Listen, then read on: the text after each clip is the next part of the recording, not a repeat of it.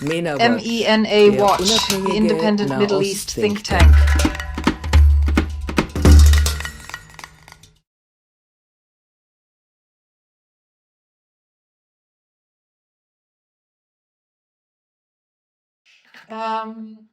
Dear Stephan, you're a political scientist, publishing in various newspapers and portals. We've already mentioned your book that you just recently published, haven't we? Since 2017, you've also been serving as a research fellow at the Herzl Institute for the Study of Zionism at the University of Haifa. And more recently, since 2022, you've also held a position at the London Centre for the Study of Contemporary Anti-Semitism. During your studies, you were awarded a scholarship from the Rosa Luxemburg Foundation, spanning from 2000 to 2003. Subsequently, from 2004 to 2006, you served as a research fellow in Tel Aviv, dedicating yourself to extensive research. You've touched upon them already, but it would still be quite intriguing to delve a bit deeper and hear about those specific authors who particularly inspired and significantly influenced you during your academic journey and studies. Well, first, regarding those two scholarships that were just mentioned. Well, first off, the dissertation scholarship from the Luxembourg Foundation came quite a bit after I had already completed my studies. During my studies, I finished my degree in 1997.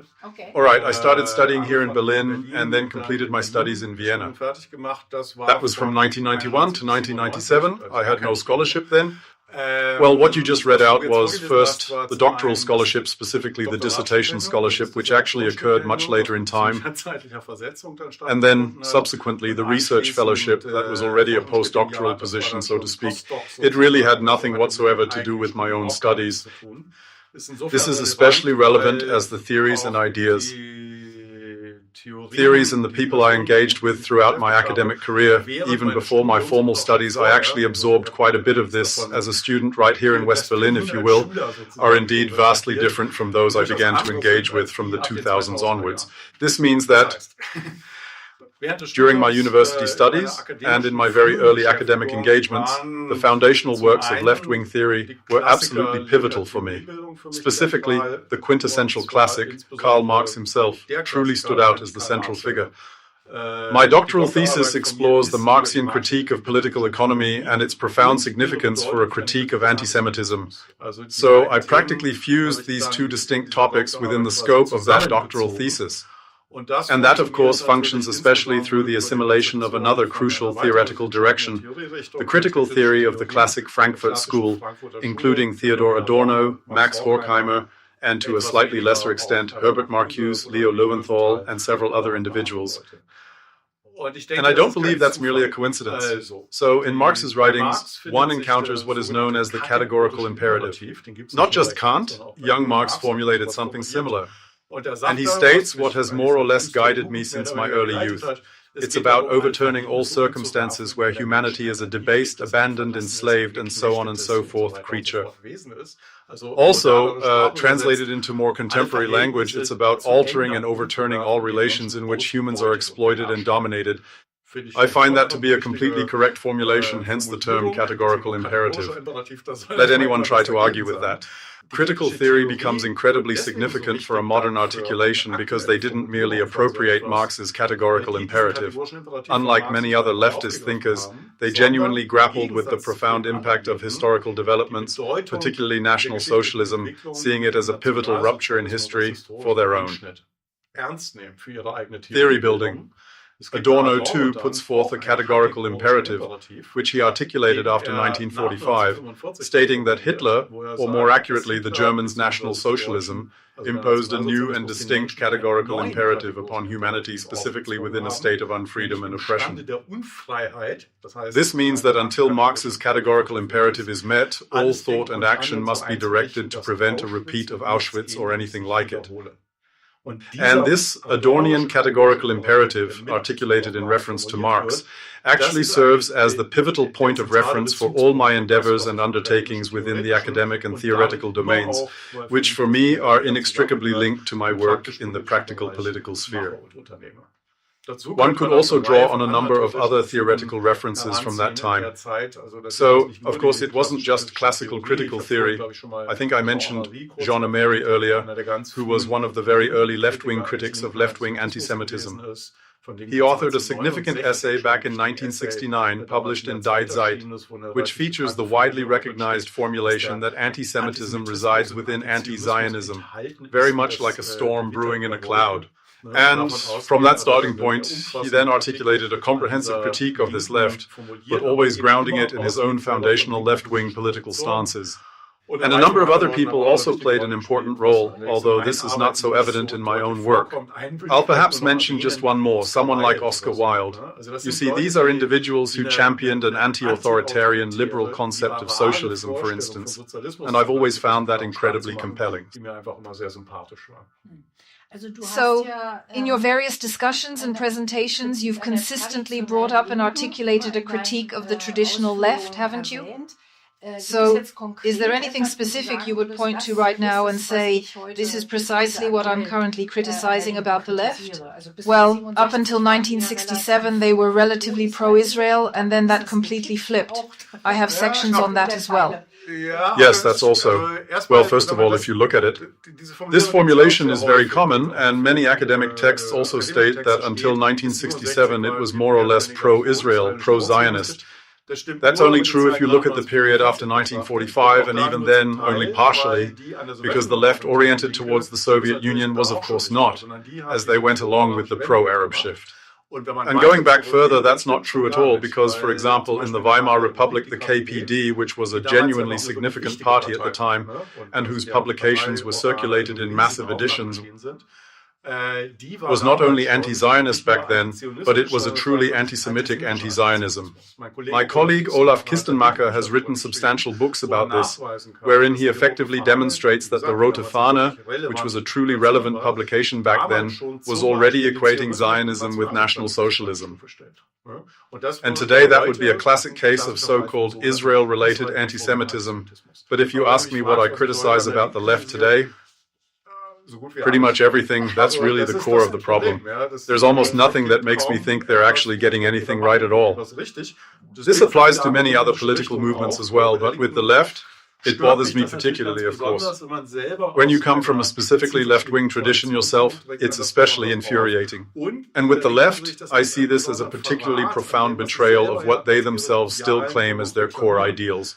So let's take a specific and highly relevant example to illustrate this point: the critique of political Islam, or even more broadly, the criticism of Islam in general.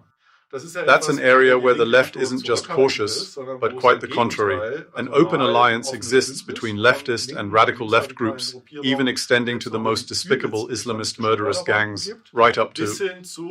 And then, between these extremes, there's everything imaginable, a truly absurd reluctance to criticize specific conditions in Islamically shaped societies, because such criticism is somehow placed under suspicion of racism, along with countless other genuinely preposterous accusations and critiques that are then formulated.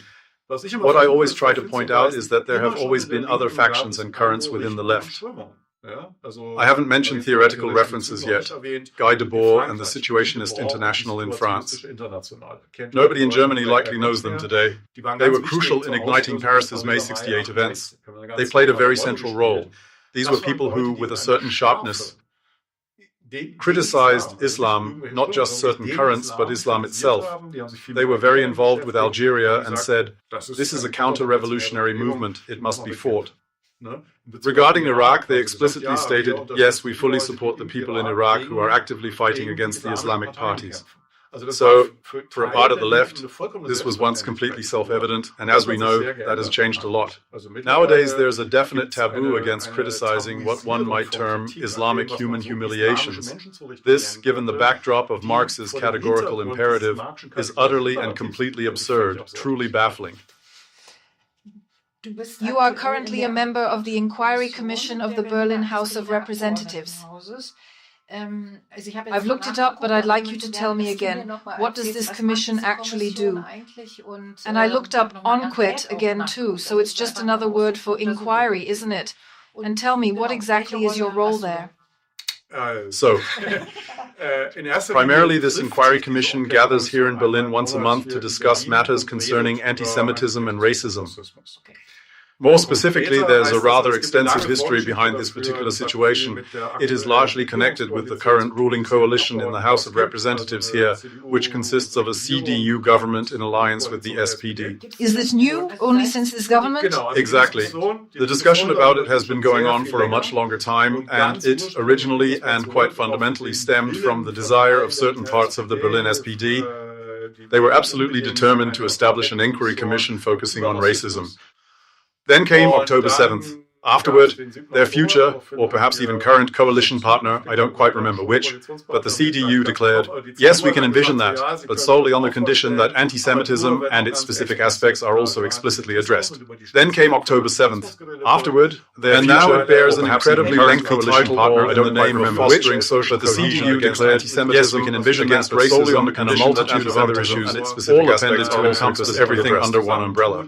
But basically, it's an inquiry commission that's supposed to deal with racism and anti-Semitism.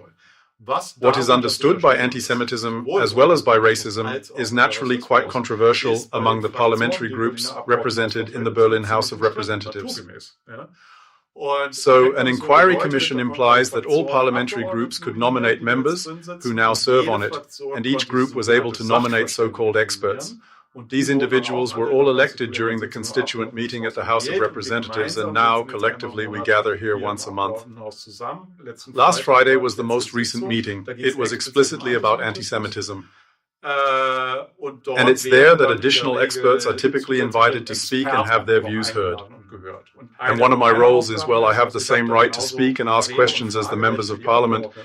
Therefore, it's quite beneficial, and that's precisely why I do it. I also get to propose listening experts who are invited to discuss specific topics, then present their viewpoints and face inquiries. Just this past Friday, for example, I had, perhaps somewhat unconventionally, suggested the owner of the Neukölln program Bar Beisel as an expert, and he was subsequently invited, it must be noted, at the urging of the CDU.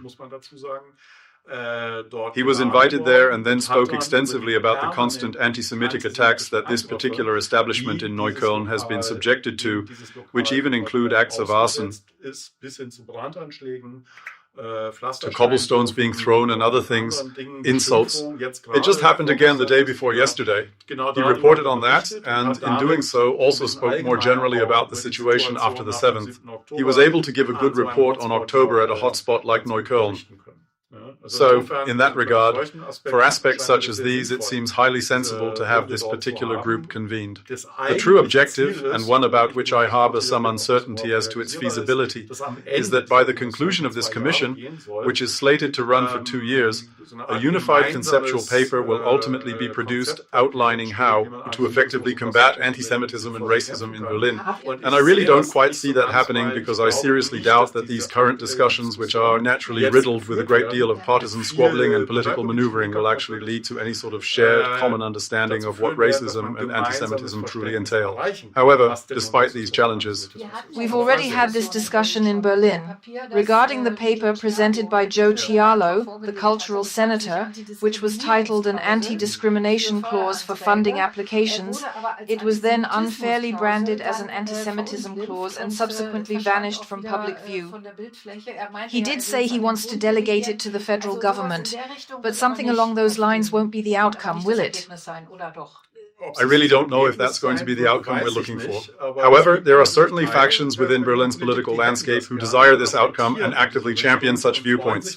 They genuinely appreciate it when experts like myself echo these sentiments, or at the very least elucidate why it seems rather peculiar and illogical that everyone readily accepts the inclusion of specific clauses in such contexts, especially when public funding is at stake. It's not about whether someone can express their opinion somewhere or not. They can do that as they please. The question is always whether they can do it with public funding. And it is indeed completely normal for clauses to appear there stating that something, among other things, must not be racist, not anti-democratic, not anti-Semitic, and certainly not sexist. But when someone then attempts to specifically address anti-Semitism, there's an immediate, enormous outcry. And these very kinds of contentious debates are precisely what unfold within this inquiry commission. Something like this is always an expression of the fact that a governing coalition, in this case, can't immediately agree on something. So they're saying, let's establish an inquiry commission for 2 years and then assess the situation with the hope that we might bridge the gap somehow. Honestly, I haven't seen it yet. We've only had 3 meetings. So it appears this process will indeed continue for quite some time. Despite that, I still believe it holds significant importance. I mean, I thought long and hard about whether I should accept something like this nomination as an expert. After the first few sessions, I realize it makes sense. Everything said and unsaid is recorded. A concrete example. At the last meeting, the SPD had nominated an expert who shared numerous false statements about the Mufti of Jerusalem, a subject we have already discussed here. So truly not just matters open to different interpretations, but rather blatant falsehoods. This necessitated me as an expert to launch into a lengthy historical discourse to set the record straight, a task I was compelled to undertake. And it's quite beneficial if a completely distorted picture doesn't then form the basis for municipal policy decisions, because this debate surrounding the Mufti carries significant weight for current debates and ongoing discussions. I was just about to say that these elected representatives weren't chosen for their expertise on anti-Semitism and Jewish matters, but for other fields. So it means they, of course, first need to educate themselves further. And the fact that experts are proposed who aren't well informed is something you see quite often on German television, but that's a different story for me altogether. I just wanted to briefly revisit the topic of universities, especially since you are indeed an expert on anti-Semitism. Do you feel that, since a significant number of Jewish students have voiced their feelings of insecurity, the appointment of anti-Semitism commissioners at universities will truly address these concerns?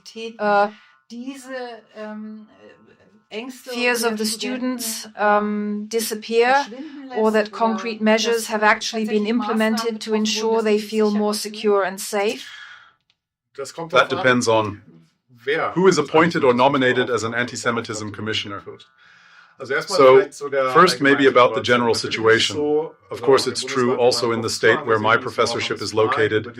In North Rhine-Westphalia, I can say the most about that situation because you hear things through the Ministry of Science and the Association of Jewish Students. It's been a huge issue since October 7th, and the good thing is that there is now a generation of Jewish students who are addressing it very clearly. That wasn't always the case, you see. Often people would seek assistance more within their own Jewish communities and established structures. Thankfully, that's changed a lot. It is now clearly communicated to politicians that we have a problem, and as those affected, we demand it to be fixed. That is, in my opinion, a tremendously positive development, and it is also leading to some very specific and significant actions. In North Rhine-Westphalia, I can be more specific. Alongside RIAS, the Crucial Documentation Center, a new specialist department has been set up. This new position, filled by my colleague Andreas Stahl, acts as a point of contact for those affected by anti-Semitism in universities.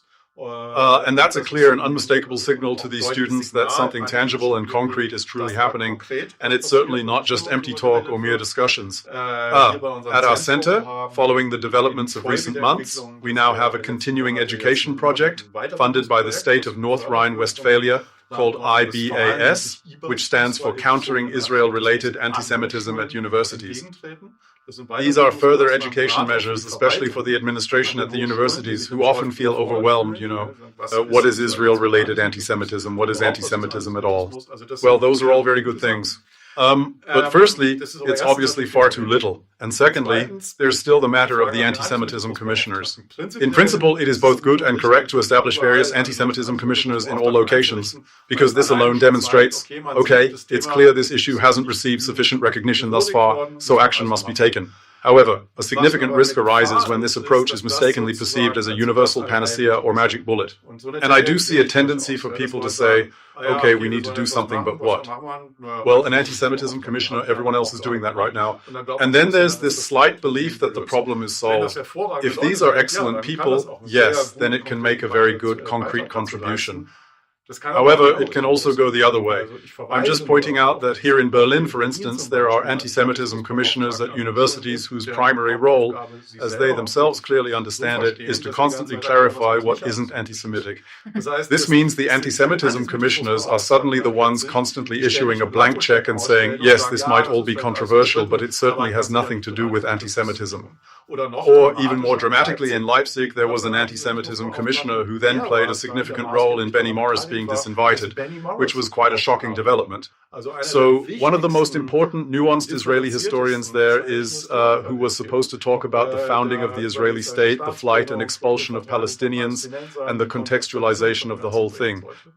And again, it was the anti-Semitism commissioner, one of the anti-Semitism commissioners, who was largely responsible for preventing that from happening, right? So you can see from that it's not the magic bullet, the miraculous remedy that can somehow adequately address and resolve the problem. Just a quick side note on a related matter. Benny Morris gave a lecture right here in Berlin. We at MENA-Watch have a recording of that.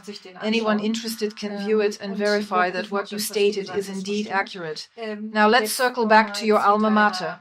You finished your dissertation at the Freie Universitäts Odessur Institute, and in May of 2022, you received an invitation to give a talk there. That particular invitation ended up sparking quite a protest, actually. This was because you had, at one point, founded and represented the Stop the Bomb movement. So I'm really curious to know exactly who were these people that were protesting, and how precisely did the organizers respond to their protest? Did you even manage to deliver the lecture? And, well, how exactly? I do know that Uzi is relatively left-leaning, yes. That's already something quite well known. But yes, how did it all turn out in the end? Well, it concluded favorably, naturally. I certainly delivered the lecture, and I presented it entirely without interruption until the very end. Following the presentation, a rather extensive discussion ensued. So it was no problem at all. But generally speaking, yes, this is nothing new at all. Thus, frequently, when I deliver lectures, I face protests in advance, featuring the most outrageous and often legally actionable false claims. It's crucial to make it unequivocally clear to those engaging in such actions that they cannot simply assert anything about anyone without consequence. They must anticipate facing legal repercussions for their baseless accusations, which will eventually catch up to them. Which, incidentally, is a primary reason why such individuals typically avoid appearing in person at events of that nature, as they could then be held directly accountable. And that's how it was in this case. It was just a bit bigger and a bit more, so there was a bit more excitement about the whole thing. The organizers responded very reasonably, that is to say, professionally. When such things happen, and you have to expect them, there were calls to disrupt, storm, and prevent this event. That was the clear declaration. So one absolutely has to react to that and implement further measures that go beyond the basic level of security, which is always necessary in order to address such specific threats. That worked wonderfully, and accordingly, well, there was a protest. There were, I don't recall the exact number, but quite a few people. I believe there were well over 100 people demonstrating in front of the FU Berlin. They were spreading more absurd claims and baseless accusations about me that are simply factually incorrect. Yet they used these unfounded assertions to justify their heroic stand, wanting to defend the university against me, despite the clear inaccuracies of their statements. Inside, the very well-attended event took place, where I gave a nearly hour-long lecture, and afterwards there was a discussion where everyone could ask whatever they wanted, and I answered everything. There's a recording of the event, so you can watch the whole thing online. I truly wish that today, at universities, particularly here in Berlin, we still had this kind of intellectual culture, you know, that disruptors don't succeed in invading academic spaces, locking out students, and generally engaging in actions that simply do not contribute to a healthy scientific culture, but rather actively undermine it. And the fact that this is defended by university administrations, I consider that a very difficult situation. For you, it's more enemies, more honor, yes? I mean, having 100 demonstrators against you is really quite something. That means... It should have been more. No, they will all be taught a lesson, a valuable one, if they truly engage with it.